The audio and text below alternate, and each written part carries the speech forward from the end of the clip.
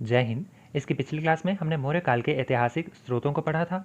आज हम 3 क्वेश्चंस पढ़ेंगे, जिसमें हमारा पहला क्वेश्चन है कि मौर्यों की उत्पत्ति के क्या सिद्धांत हैं। यानी कि मौर्य कौन थे, किस जाति के, वर्ग विशेष के थे, या फिर इनकी उत्पत्ति कैसे हुई थी। तो इसके बारे में हम जानेंगे। जिस प्रकार से आर्यों की उत्पत्ति के विषय में अलग अलग मत थे विद्वानों के, सेम उसी प्रकार से मौर्यों की उत्पत्ति के भी अलग अलग मत हैं। सबसे पहले तो इनका उदय जो हुआ था ना, वो सिकंदर के जाने के बाद हुआ था। सिकंदर भारत आया और जब वो भारत से गया तो उसी समय मौर्य वंश की स्थापना हुई थी, यानी कि उसी समय मौर्य वंश उभर कर सामने आया था। मौर्य वंश का संस्थापक चंद्रगुप्त मौर्य किस जाति का था, इसके ऊपर विद्वानों में काफ़ी ज़्यादा मतभेद हैं। कुछ का मानना है कि वो शूद्र था, लेकिन इसके पीछे ना आर के मुखर्जी इसका खंडन करते हैं कि नहीं, वो शूद्र नहीं था। लेकिन फिर भी हमें जो विशाखदत्त की मुद्राक्षस है ना, उसमें चंद्रगुप्त को क्या कहा गया है, वृषल कहा गया है। तो वृषल जो है वो शूद्र जाति से संबंधित होते थे, तो इसकी वजह से हमें ये पता चलता है कि चंद्रगुप्त मौर्य जो था वो शूद्र जाति से था। लेकिन वृषल का मतलब महान भी होता है, तो फिर यहाँ पे ये दोनों कन्फ्यूजन हो जाती है कि यहाँ पे जाति की बात की जा रही है या फिर उसकी महानता की बात की जा रही है। इसी के साथ आगे जो ग्रंथ होते हैं हमें मिलते हैं कि बौद्ध हो गए, जैन हो गए, या फिर शास्त्रीय ग्रंथ हो गए, जो शास्त्रीय लेखक होते हैं उनके द्वारा लिखे गए जो ग्रंथ हैं। इसके अलावा कौटिल्य की अर्थशास्त्र है। तो इन सभी के आधारों पर क्या कहते हैं विद्वान विद्वान कहते हैं कि क्षत्रिय था। महावंश में ये लिखा हुआ है कि मौर्य जो थे वो मौर्य जाति के थे, मतलब मौर्य वंश के थे, तो मौर्य से ही वो मौर्य बना। लेकिन दूसरी तरफ दिव्य वेदांत जो है उसमें लिखा गया है कि बिंदुसार और अशोक जो थे ना, वो खुद को क्षत्रिय कहलवाते थे। जैन ग्रंथ परिशिष्ट पर्वन में चंद्रगुप्त को मौर्य पालकों के मुखिया की पुत्री का पुत्र कहा गया है। तो ये तो हो गया भारतीय साहित्य। इसके अलावा यूनानी साहित्यों को पढ़ के जो जस्टिन है ना, वो बताते हैं कि ये जो चंद्रगुप्त है, यहाँ पे चंद्रगुप्त आएगा, नंद नहीं आएगा। तो चंद्रगुप्त की उत्पत्ति थी ना, ये बिल्कुल सामान्य थी और इसका अर्थ ये नहीं निकलता कि वो शूद्र था। अब शूद्र की बात आ गई है तो कौटिल्य ने अपने अर्थशास्त्र में ये किया लिखा हुआ है कि जैसे कि नंदवंश था, नंदवंश क्या था, वो भी तो शूद्रों से ही पैदा हुए थे, है ना। तो शूद्र ही थे जो राजा बने हुए थे, तो उस समय क्या थे, वो क्षत्रिय थे। लेकिन कौटिल्य का ऐसा कहना है कि भले ही तुम राजा हो और तुम योग्य नहीं हो तो तुम नीच कहलाओगे। और अगर कोई नीच कुल यानी कि जो निम्न कुल है उसमें कोई व्यक्ति पैदा हो जाता है और वो योग्य है अपनी राजा पदवी लेने के लिए, वो योग्य है, तो वो तुमसे ऊपर कहलाएगा। इस प्रकार से वो एक वर्णन करते हैं, जिसकी वजह से हमें ये पता चलता है कि मौर्य वंश का जो संस्थापक था चंद्रगुप्त मौर्य, वो निम्न जाति से था। तो ये सारे हो गए ऐतिहासिक स्रोत, ठीक है। इसके अलावा जो आधुनिक हमारे जो इतिहासकार है ना, वो क्या कहते हैं उसको भी थोड़ा जान लेते हैं। रोमिला थापड़ मौर्यों को वैश्य बताती है, लेकिन इसका कोई प्रमाण नहीं मिलता। आर के मुखर्जी एक तथ्य देते हैं कि चंद्रगुप्त के जो पिता थे ना, वो मौर्य जाति के थे, मतलब मौर्य एक शाखा है, वंश था, उसके थे, जाति नहीं थी, वंश था। तो इस वंश के मुखिया का बेटा था। और हुआ क्या कि वे एक कबीले के साथ लड़ाई हो रही थी और वे मर गए, और उसके बाद ही चंद्रगुप्त मौर्य का जन्म हुआ था। तो उसकी माता भाग गई थी वहाँ से जान बचा के, और उसके बाद उसका जन्म हुआ, तो इसलिए वो मौर्य वंश का कहलाया। इसी के विपरीत जो आर के मुखर्जी हैं वो इसे एक शाखा से उत्पन्न मानते हैं, लेकिन हमारे जो राय चौधरी जी हैं वो कहते हैं कि ये एक मौर्य जाति से उत्पन्न हुआ था, जो कि एक शाक्य कबीले से संबंध रखते थे। एक तरफ हमें ये भी पता चलता है कि ये शायद इनके वंश का प्रतीक था। जो मौर्य है ना, वो मौर्य कुछ कुछ मोर से मिलता है। तो रोमिला थापड़ जी कहती हैं कि मोर से ही मौर्य बने, क्योंकि मोर जो है मौर्य वंश का एक मुख्य प्रतीक था, चिन्ह था। उस समय सभी कबीलों के अपने अपने प्रतीक होते थे, निशान होते थे, तो उसी प्रकार से इनका निशान मोर था। मोर से ही मौर्य वंश बना, और इसी कारण से इस वंश की जो उत्पत्ति है ना, वो मौर्य नाम से जोड़ी जाती है। तो ये सारे हो गए विचार इनकी उत्पत्ति के बारे में। कोई कहते हैं कि वैश्य थे, कोई शूद्र थे, कोई ब्राह्मण थे, कोई क्षत्रिय। अलग अलग जगह पे अलग अलग तरह के तथ्य इनको मिलते हैं। तो अब सिकंदर के साथ इसकी भेंट कैसे हुई, इसको भी थोड़ा सा देख लीजिए। तो प्लूटार्क है ना, प्लूटार्क जो लेखक है, वो लिखते हैं कि चंद्रगुप्त ने सिकंदर से मुलाकात की थी, लेकिन उस समय चंद्रगुप्त जो था ना, वो एक किशोर सा बच्चा था, और वो जब सिकंदर के सामने आया ना, तो उसने सिकंदर को एक सलाह दे दी कि भैया हमारे राजा को मार दो, ये जो नंद राजा है ना, इसको मार दो, इस पर आक्रमण कर दो, क्योंकि इसकी वजह से हम लोग बहुत ज़्यादा परेशान हैं और जनता इससे नफरत करती है। अब सिकंदर को ये बात सुन के बहुत ही गुस्सा आया कि एक बच्चा मेरे को सलाह देगा। तो उसने क्या किया, सिकंदर ने आदेश दे दिया अपने साथियों को कि इस बच्चे का वध कर दो, इसको पकड़ के मार दो। लेकिन चंद्रगुप्त मौर्य किसी प्रकार से वहाँ से बच के भाग जाता है और अपनी जान बचाता है। ये मौर्य वंश का फैमिली चार्ट है, आप देख सकते हो कि चंद्रगुप्त जो था उसकी 2 पत्नियां थी, दुर्धरा और हेलेना, ऑफिशियली, ठीक है। उसके बाद बिंदुसार आ जाते हैं, फिर अशोक आ जाते हैं। हम अशोक के बारे में पढ़ेंगे आगे, जिसकी ऑफिशियली 5 ही पत्नियां थी। अब हम नेक्स्ट टॉपिक की तरफ चलते हैं। सेकंड क्वेश्चन है हमारा, सम्राट अशोक के प्रारंभिक जीवन का वर्णन कीजिए। तो अशोक को लेके काफ़ी अलग अलग डेट्स निकल के सामने आती हैं, चाहे वो आपकी लक्ष्मी पब्लिकेशंस देख लो, आकाश देख लो, स्टडी मटेरियल देख लो। मैंने केशी श्रीवास्तव से ही उठाया हुआ है, जो कि ऑथेंटिकेटेड है और यूपीएससी लेवल तक इसी को मान्यता दी गई है। तो अशोक जो है वो 273 से लेकर 236 तक उसका कालखंड माना जाता है, राजा के समय में, ठीक है। और आपकी जो स्टडी मटेरियल है उसमें 269 से लेकर 232 तक माना गया है। अब ये जो फर्स्ट वाली डेट्स है ना, 273 और 269, इसको आप कोरिलेट कर सकते हो कि 73 में वो शासक बन गया और 69 में उसका राज्याभिषेक हुआ था। बिंदुसार की मृत्यु के पश्चात उसका सुयोग्य पुत्र अशोक विशाल साम्राज्य का राजा बन जाता है, लेकिन वो इतनी आसानी से राजा नहीं बनता है। अपने भाइयों के साथ युद्ध करके, या फिर हम कहें कि एक गृह युद्ध का वर्णन भी कहीं कहीं पे मिलता है। कहीं पे ये पता चलता है कि अशोक जो था तो छोटा ही, लेकिन बड़े को गद्दी मिल रही थी, तो कैसे ये ऊपर आ गया, तो इसके पीछे सारे बहुत सारा वर्णन है। ठीक है, अशोक विश्व के इतिहास का सबसे महान सम्राट माना जाता है। क्यों? क्योंकि इसने विश्व में अपना बोलबाला तो किया ही तलवार के बल पर, लेकिन तलवार से भी ज़्यादा इसका जो बोलबाला है ना, वो धर्म के नाम पर है। अशोक का प्रारंभिक जीवन कैसा था, तो सबसे पहले उसका नाम ही देख लेते हैं। अशोक नाम कहाँ से मिला उसे, तो पुराणों से, बौद्धिक ग्रंथों से, या फिर उसके जो खुद के अभिलेख हैं ना, इन सभी में अलग अलग नाम मिलते हैं हमें। पुराणों में उसे अशोक वर्धन के नाम से पुकारा गया है। सिंघली बौद्ध ग्रंथ जो है दीपवंश और महावंश, उसमें इसे प्रियदर्शी के नाम से जाना गया है, और इसी के साथ प्रियदर्शन भी कहा जाता है। और जो अशोक के अभिलेख हमें मिले हैं, जो उसने खुद खुदवाए थे, तो उसमें उसे देवाना प्रिय कहा गया है, प्रियदर्शी राजा भी कहा गया है। राजा मतलब भगवानों का प्रिय है, प्रजा का प्रिय है। तो ये सारे नाम उसने खुद के भी रखवाए हुए हैं, लेकिन ऑफिशियली नाम हमें कहाँ से मिल रहे हैं उसके? केवल मास्की और गुर्जरा के अभिलेखों से ही हमें पता चलता है कि उसका नाम अशोक था, क्योंकि 2 ही जगहें हैं जहाँ पे उसे अशोक नाम से संबोधित किया गया है, और इसमें भी एक जगह पर अशोक किया गया है, लेकिन सिर्फ दिव्य वदान, यहाँ पे दिव्य सैनिक हो गया, दिव्य वदान है। ठीक है, तो दिव्य वदान में उसका नाम जो है, प्रारंभिक नाम, वो वहाँ पे हमें उसको सही जानकारी मिलती है कि वहाँ पे अशोक ही लिखा गया उसका प्रारंभिक नाम, मतलब शुरू से ही उसका नाम अशोक था। 1750 से पहले बहुत सारे अभिलेख खोजे जा चुके थे, जिसमें एक देवाना प्रिय के नाम से राजा का वर्णन मिलता था, लेकिन हमें पता ही नहीं था कि वो कौन राजा है। उसके बारे में कुछ भी अच्छी खासी जानकारी बिल्कुल भी प्राप्त नहीं थी हमारे पास। लेकिन 1836 में जब जेम्स प्रिंसेप इस भाषा को पढ़ते हैं, मतलब पहली बार सफलता प्राप्त करते हैं इस भाषा को पढ़ने में, तो उसके बाद हमें पता चलता है कि अशोक नाम का एक महान राजा जो है भारत के इतिहास में हो रखा है। अब बात कर लेते हैं उसके जन्म और माता पिता की। तो इसके पीछे भी इतिहासकारों में काफ़ी ज़्यादा मतभेद है। इतिहासकारों का कहना है कि जब ये राजा बना ना, तो उससे 25 साल पहले इसका जन्म हुआ था, यानी कि 25 बना था 269 ईस्वी पूर्व में, तो इस लिहाजे से इसका जन्म कब हुआ था? 294 ईस्वी पूर्व में। अशोक के 5वें शिलालेख से पता चलता है कि अशोक के पिता बिंदुसार थे, जिनकी कई पत्नियां थी, मतलब अशोक के कई सारे भाई बहन थे। 101, कहीं पे 100 और कहीं पे 101 भाई बहनों का जिक्र मिलता है, भाइयों का जिक्र मिलता है एक्चुअली। पाली साहित्य के अनुसार हमें पता चलता है कि बिंदुसार जो है वो उसकी 16 रानियां थी और 101 पुत्र थे। महावंश में बड़े पुत्र का नाम सुमन बताया गया है, और दिव्यवदान में सबसे बड़े पुत्र का नाम सुसीम बताया गया है। अशोकावदान, जो कि एक अशोक के बारे में किताब लिखी गई है, तो अशोकावदान में उसकी माता का नाम सुभद्रांगी बताया गया है। कई इतिहासकारों का ऐसा कहना है कि इसकी माँ या फिर इसकी दादी, इन दोनों में से कोई एक यूनानी स्त्री थी। इसके बाद नेक्स्ट पॉइंट है अन्य भाई बहन। तो 101 तो ये भाई हो गए। उसके अलावा अशोक के एक अभिलेख से पता चलता है कि इसकी एक बहन भी थी।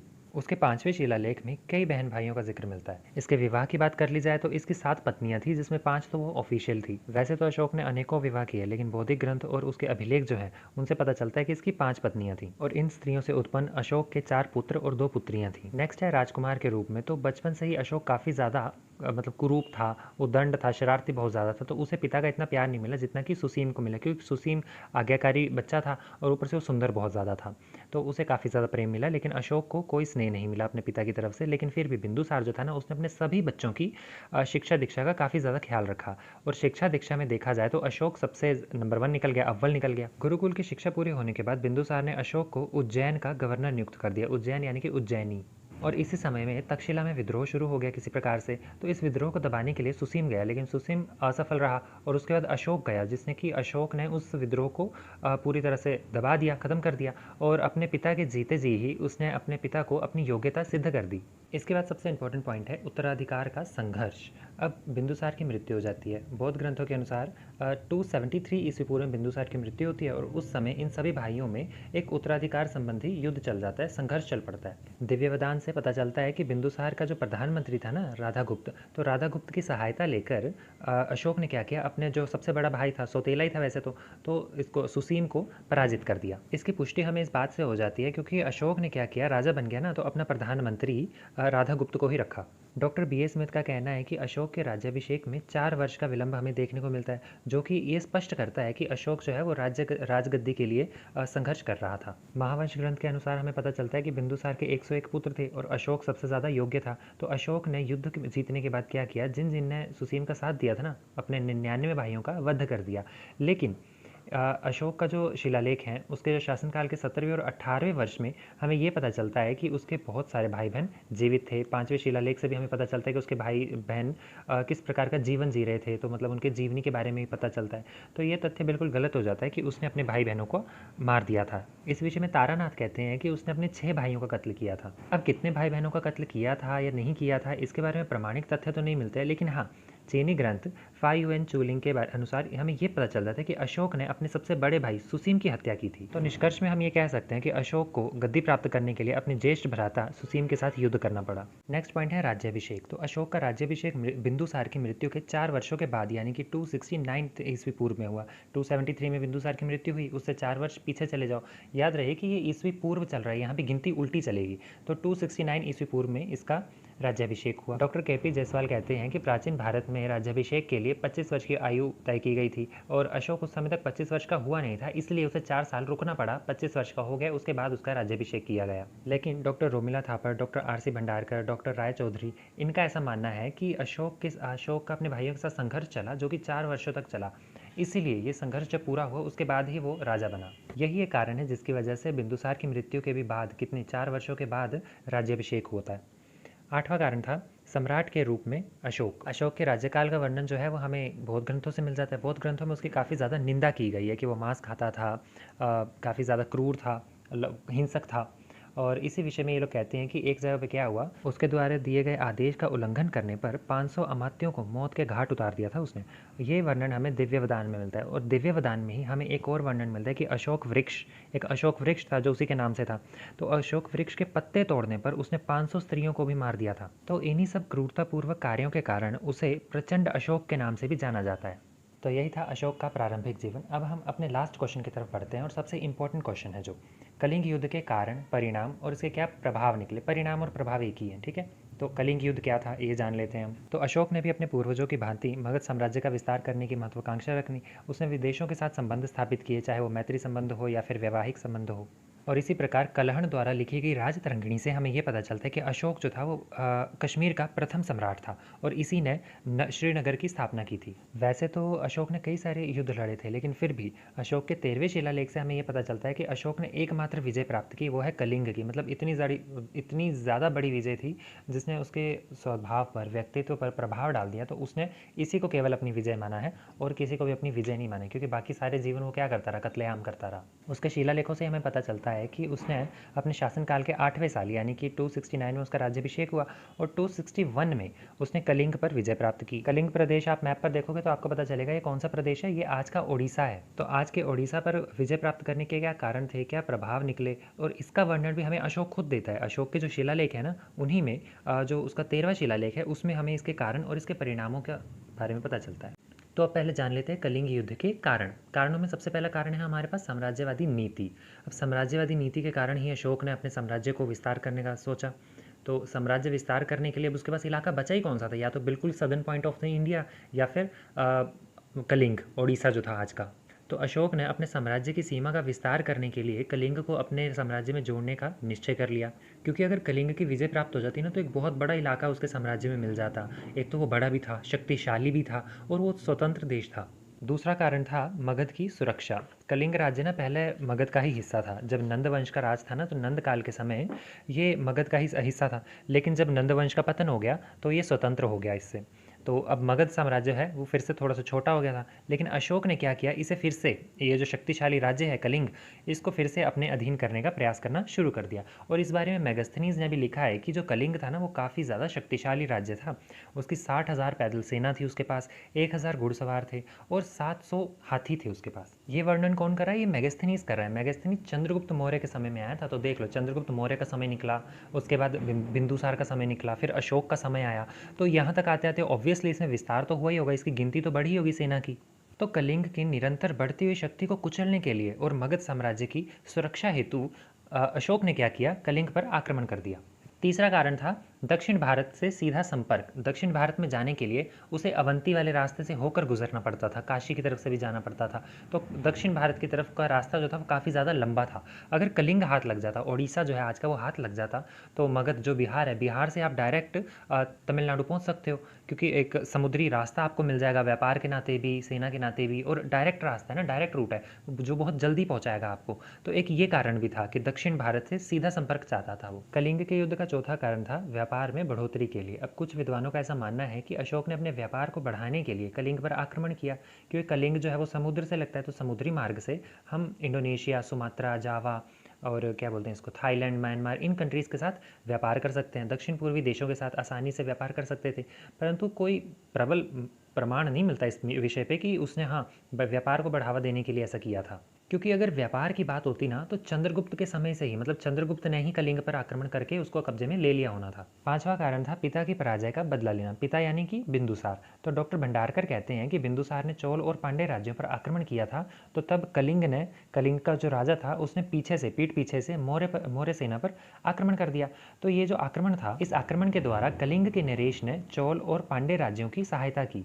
इसलिए अशोक ने अपने पिता की पराजय का बदला लेने के लिए इस पर आक्रमण कर दिया। एक आखिरी कारण यह भी बताया जाता है कि अशोक नाग जाति का दमन करना चाहता था। तिब्बत के लेखक तारानाथ का कहना है कि समुद्री तट पर रहने वाली जो नाग जाति थी ना, नाग नाम की एक जाति थी, डाकू थे वो लोग। तो वो डाकू क्या करते थे, अशोक के राज्य में आकर उपद्रव मचाते थे, लूटपाट करते थे, लोगों को परेशान करते थे।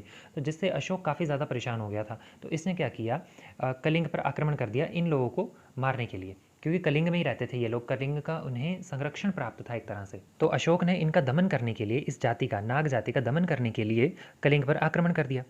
और तो टोटल ये जो 6 पॉइंट है, इन्हीं के सारे हमें पता चल जाता है कि कलिंग पर आक्रमण क्यों किया गया था, किस उद्देश्यों से इसने कलिंग पर आक्रमण किया। इस युद्ध की घटनाएं कुछ खास नहीं है, बस ये पता चलता है कि अशोक ने अपने 8वें वर्ष में, अपने शासनकाल के 8वें वर्ष में, यानी कि 261 ईस्वी पूर्व में कलिंग पर आक्रमण किया।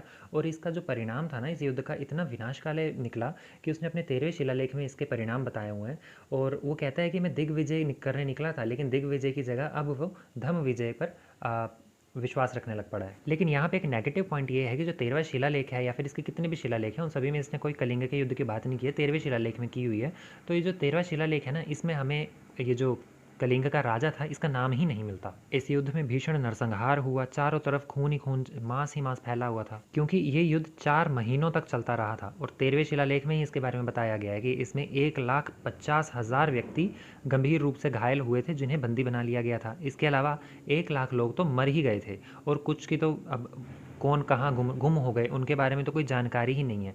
तो ये सभी कारण थे जिसकी वजह से उसके अंदर का जो दिग्विजय का एक भूत जागा हुआ था ना, वो समाप्त हो गया, और दिग्विजय की जगह उसने धम्म विजय को अपना लिया। भले ही अशोक इस युद्ध में विजयी रहा, और उसने क्या किया कि चंद्रगुप्त मौर्य ने 4 प्रांत तो बना रखे थे अपने पूरे साम्राज्य में, और 5वां प्रांत किसने ऐड किया, अशोक ने ऐड किया। लेकिन फिर भी इसके काफ़ी जो परिणाम निकले ना वो घातक थे। तो उन परिणामों को जान लेते हैं अब हम। कलिंग के युद्ध का पहला परिणाम या प्रभाव था मौर्य साम्राज्य का विस्तार। इससे पहले भी साम्राज्य काफ़ी बड़ा था, लेकिन अब और ज़्यादा वृद्धि हो गई। इसके पिता और इसके दादा के समय में साम्राज्य में 4 प्रांत थे, 5वां प्रांत इसने जोड़ा। कलिंग विजय से साम्राज्य की जो सीमाएं थी, वो सीमाएं पूर्व में बंगाल से लेकर, मतलब बंगाल की खाड़ी से लेकर पश्चिम में अरब सागर तक फैल चुकी थी अब, और हिमालय से लेकर दक्षिण में मैसूर तक थी। और कलिंग की नई राजधानी बनाई गई जिसका नाम तोशली था। दूसरा परिणाम निकला दिग्विजय के स्थान पर धम्म विजय। ये बताने की जरूरत तो है नहीं, अशोक दिग्विजय बनना चाहता था, सब कुछ जीतना चाहता था, अपने अधीन करना चाहता था। लेकिन अब इतना बड़ा नरसंहार देखा उसने कि वो क्या हो गया, दिग्विजय के स्थान पर धम्म विजय, धम्म नाम का उसने एक अपना धर्म बनाया, जिसमें कि हिंदू धर्म हो गया, जैन धर्म हो गया, बौद्ध धर्म हो गया, सबके अच्छे अच्छे गुण स्थापित किए, और धम्म नाम का एक धर्म बना दिया, एक विचारधारा बना दी, और उसका पालन करने लग पड़ा, सभी को उसी के अधीन लाने लग पड़ा। बिल्कुल त्याग दिया उसने, जो दुनिया भर को जीतने का जो उसका सपना था, महत्वाकांक्षाएं थी उसकी, उसने सब कुछ त्याग दिया। तीसरा प्रभाव अशोक के व्यक्तिगत जीवन पर पड़ा। अशोक ने अपने जीवन जीने का तरीका ही बदल दिया। राजा जब था ना वो, मतलब कलिंग के युद्ध से पहले वो जो राजा के रूप में कैसा था, ऐश्वर्य भरा जीवन जीता था, भोग विलासिता का जीवन जीता था, मतलब खुल के जीवन जीता था, एकदम मांस खाता था, शिकार करता था। लेकिन युद्ध के बाद क्या हुआ, उसने ऐश्वर्य भरा जीवन जीना छोड़ दिया, भोग विलासिता का जीवन का बिल्कुल ही त्याग कर दिया, और जनता को ही अपना सम्मान मान लिया। यानी कि अगर जनता का सम्मान किया जा रहा है तो मेरा सम्मान हो गया। चौथा परिणाम था अशोक की प्रशासनिक नीति में परिवर्तन। पहले युद्ध करता था, अपने पर नीति में उसने परिवर्तन कर लिया, लेकिन अब पड़ोसी देशों के साथ उसने क्या किया, शांति और मैत्रीपूर्ण संबंध स्थापित करने शुरू कर दिए। शांति, मित्रता और सहयोग की विदेशी नीति को अपनाया उसने। अशोक के जो धौली और जौगढ़ शिलालेख जो है ना, उससे हमें उसकी शांति की नीति का पता चलता है।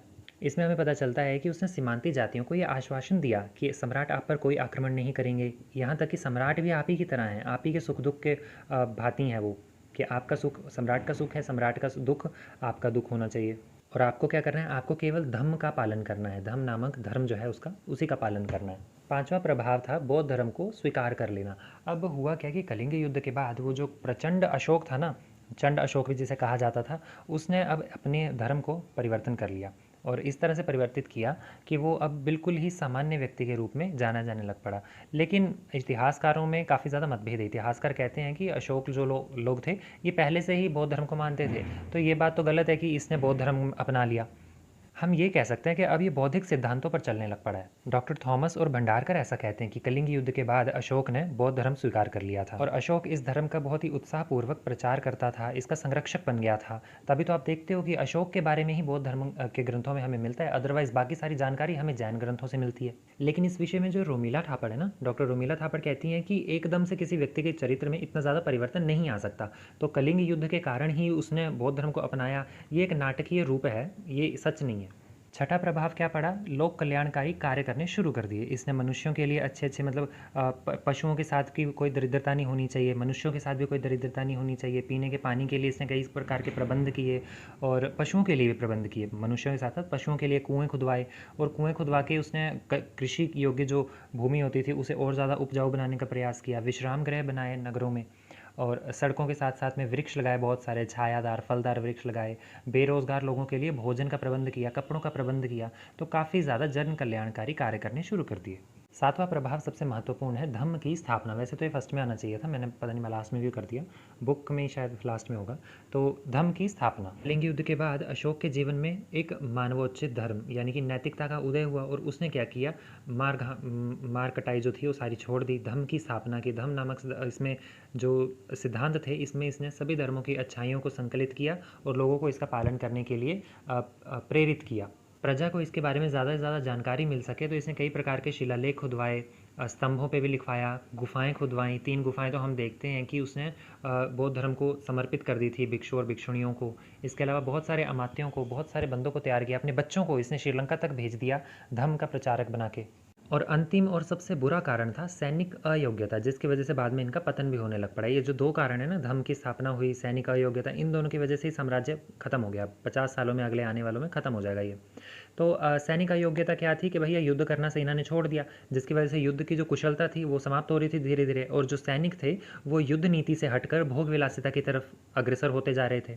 अब कोई ऐसे व्यक्ति को जिसका जीवन है ही लड़ाई के लिए समर्पित, उसे आप बोलोगे कि भैया तुम अहिंसा का पाठ पढ़ो, तो वो कैसे चलेगा। तो इसका मौर्य सेना पर काफ़ी ज़्यादा कुप्रभाव पड़ा। उनकी निपुणता जो थी वो बिल्कुल ख़त्म होती रही, गुण जो थे वो सारे समाप्त हो गए, लोग भोग विलास में फंस गए, जैसे मैंने पहले ही बताया आपको। और फलस्वरूप क्या हुआ कि अशोक के उत्तराधिकारी जितने भी थे वो समय में आने वाले जो यूनानी आक्रमण थे ना, उनका सामना नहीं कर पाए। तो यही थे कलिंग युद्ध के कारण और प्रभाव या फिर परिणाम कह सकते हो आप। तो निष्कर्ष में आप बता सकते हो कि मगध हो या फिर संपूर्ण भारत में जो इन्होंने अपनी सत्ता स्थापित की थी, उसके लिए ये जो राज्य था काफ़ी ज़्यादा महत्वपूर्ण था। लेकिन कलिंग की विजय के बाद जो इन्होंने धम्म की उपाधि धारण कर ली, धम्म का सिद्धांत प्रतिपादित किया और सेना को अहिंसा का पाठ पढ़ाया, उसकी वजह से साम्राज्य पतन की ओर चलता गया। यह तो वास्तविक ही है कि चंद्रगुप्त मौर्य के उदय के कारण भारत में एक नए युग का आरंभ हुआ था, एक नई सत्ता का आरंभ हुआ था। भारत एक राजनीतिक सत्ता में सुदृढ़ हो गया था, जुड़ गया था आके। लेकिन अशोक के, अब बिंदुसार के समय में बहुत अच्छा रहा,